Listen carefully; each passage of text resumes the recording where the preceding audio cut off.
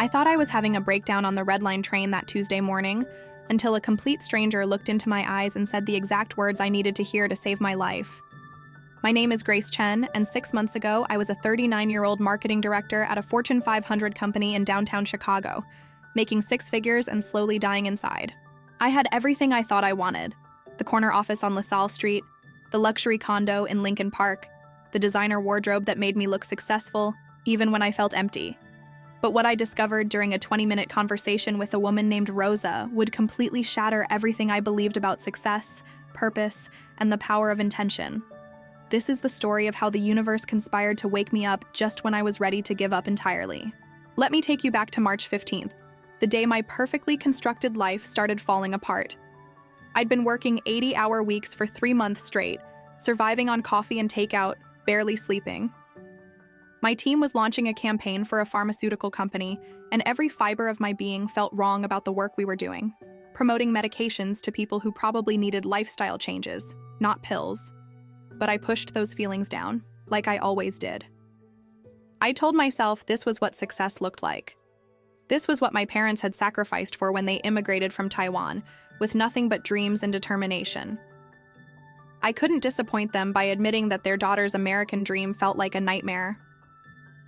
That morning, I woke up in my king-size bed feeling like I was drowning. My chest was tight, my hands were shaking, and for the first time in my adult life, I couldn't force myself to get up and pretend everything was fine. I called in sick, something I hadn't done in 3 years, and spent the day staring at the ceiling, wondering if this was all there was. But the next morning, something inside me snapped. I couldn't stay in that apartment another second. I needed air, I needed movement, I needed something. So I threw on jeans and a hoodie, clothes I never wore during the week, and headed for the Red Line, with no destination in mind. The train was less crowded than during rush hour, filled with a mix of tourists, students, and people whose lives didn't revolve around the endless grind of corporate America. I found a seat near the window and just watched the city blur past, feeling more lost than I'd ever felt in my life. That's when she sat down across from me. Rosa was probably in her 50s, with silver-streaked hair pulled back in a colorful head wrap, and the kind of presence that immediately made you feel calm. She was carrying a worn canvas bag filled with art supplies, and there was something about her energy that felt alive. Genuinely alive in a way I'd forgotten was possible. We made eye contact, and instead of looking away like most strangers do, she smiled at me with such warmth that I felt tears spring to my eyes. I must have looked as broken as I felt, because she leaned forward slightly and said, "Rough morning, honey?" I nodded, not trusting my voice. She studied my face with the kind of attention that made me feel seen, really seen, for the first time in years.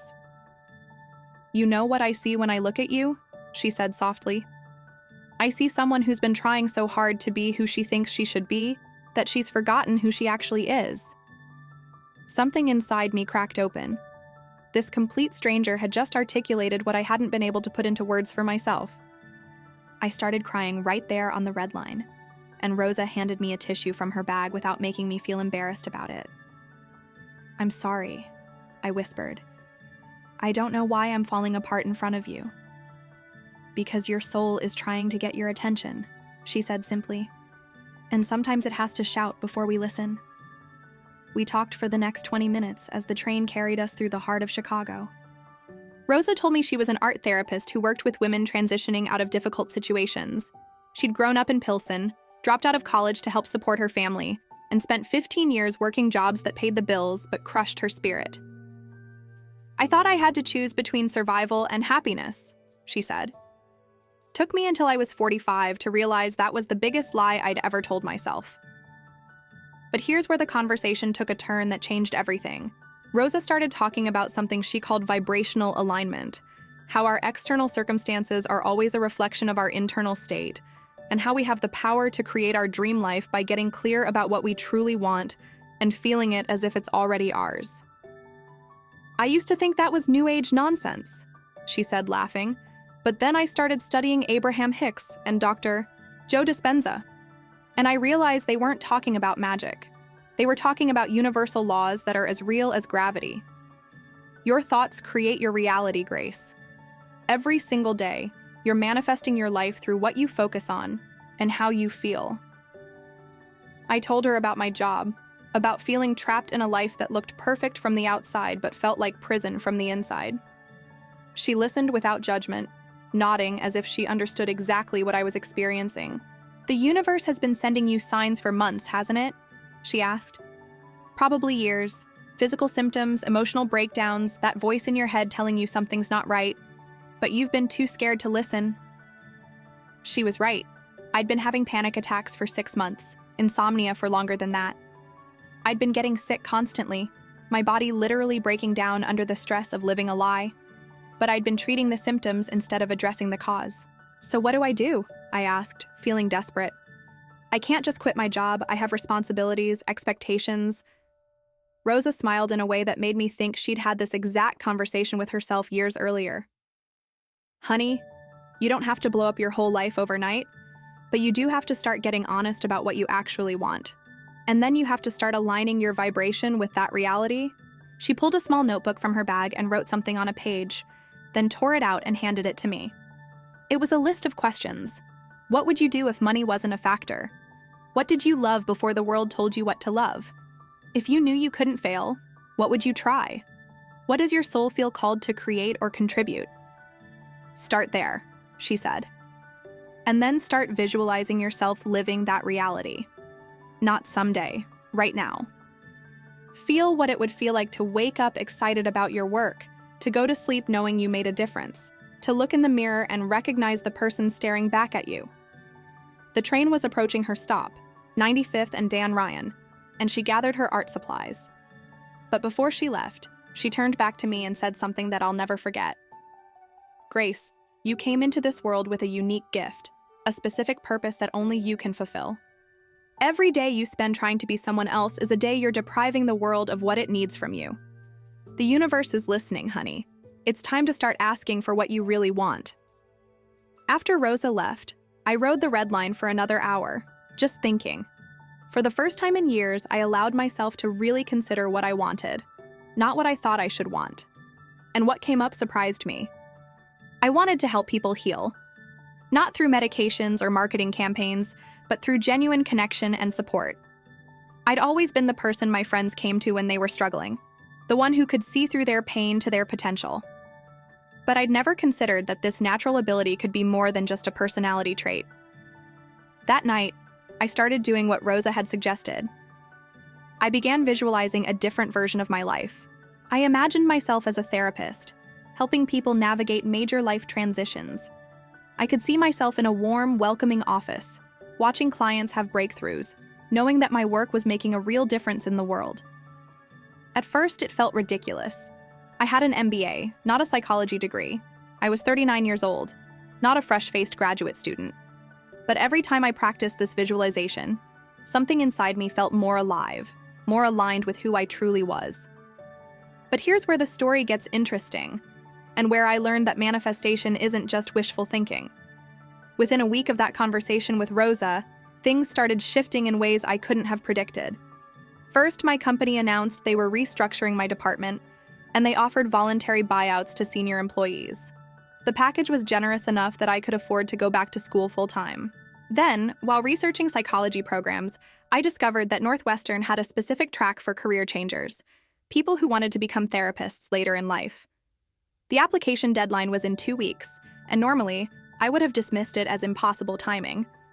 But something Rosa had said kept echoing in my mind. Synchronicity is just the universe's way of confirming you're on the right path. I applied. And not only did I get in, but they offered me a partial scholarship based on my essay about wanting to help other people navigate career transitions and find their authentic purpose. But the real magic happened when I started incorporating gratitude practices into my daily routine. Every morning, I'd write down 3 things I was grateful for, focusing on the opportunities that were appearing in my life. The more grateful I became, the more opportunities seemed to materialize. A friend mentioned that her therapist was looking for someone to help with social media marketing while she transitioned careers. It was part-time work that utilized my existing skills while giving me exposure to the therapy world.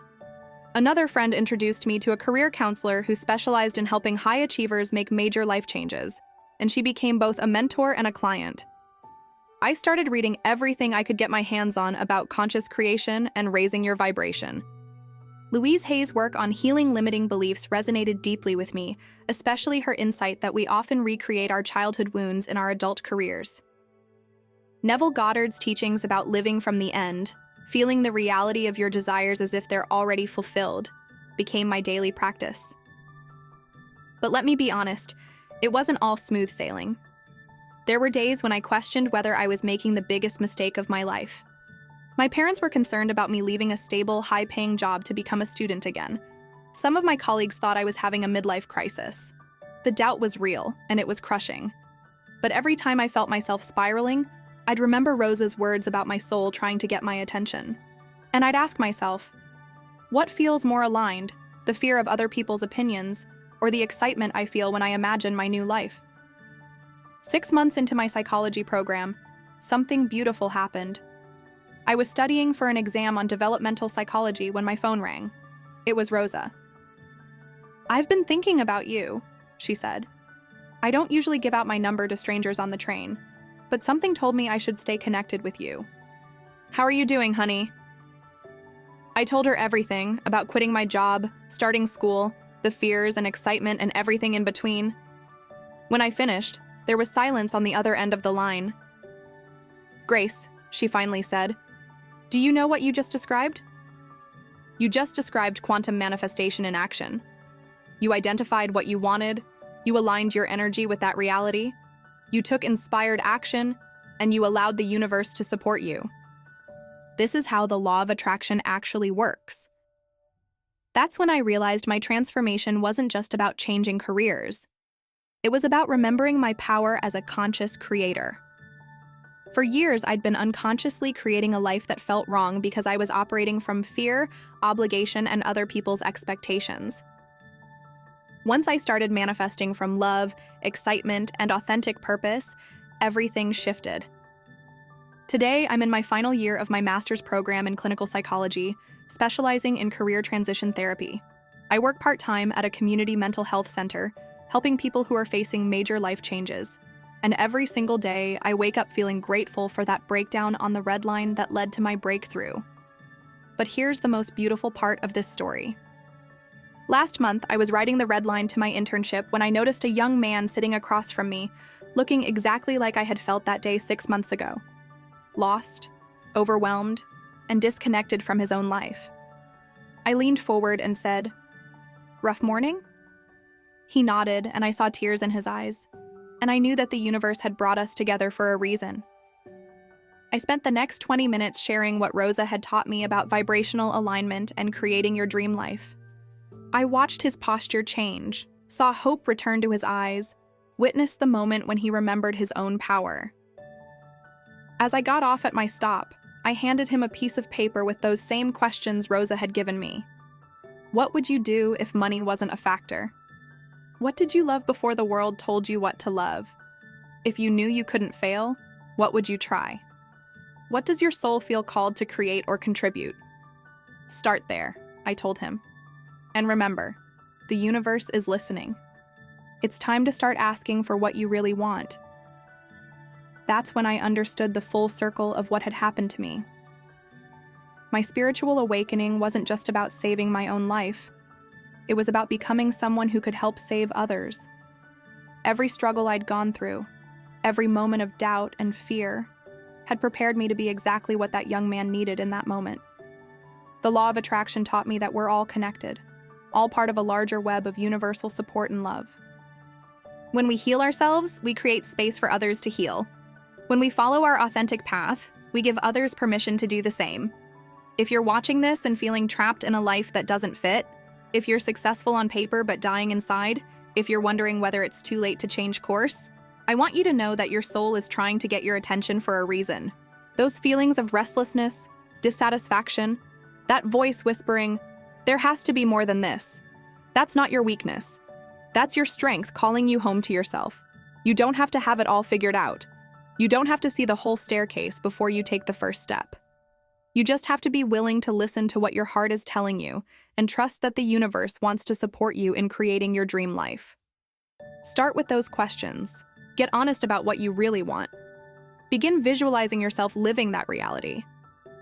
Practice gratitude for the opportunities that are already showing up, and watch how synchronicity starts appearing everywhere, confirming that you're exactly where you need to be. Your authentic life is waiting for you. The question isn't whether you're capable of transformation. The question is whether you're ready to remember who you really are. If this story reminded you that it's never too late to follow your soul's calling, comment below. I choose authenticity. And if you're ready to start manifesting the life you truly want, hit that like button and subscribe for more stories of real transformation. Share this with someone who needs to remember their own power, because we're all in this beautiful journey of becoming together. The Red Line is still running through Chicago, carrying dreamers and seekers and people brave enough to listen when strangers offer wisdom. Maybe it's time for your own revelation. Maybe it's time to remember that your thoughts create your reality, and you have the power to create anything you can imagine. Your soul is calling. Are you ready to answer?